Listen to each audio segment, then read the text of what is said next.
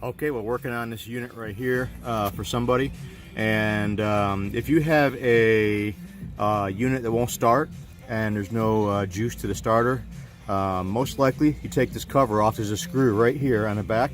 You take that screw off, and this cover right here actually comes off a little bit, and there's a fuse on a white wire. I believe it's like 30 amp or whatever. You replace that, and that will solve your problem.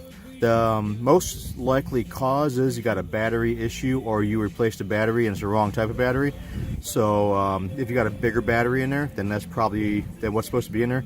That will probably be the culprit. All right. So the fuse, it's kind of hard to get the screw. You got to get a shorty and get the screw. It's right here where my finger is, right on top.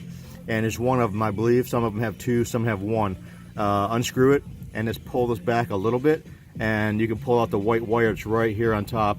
And it's a little shorty, okay, so don't pull it really hard, and there's a fuse on it. I think it's at 30 or 35. Just replace it with that.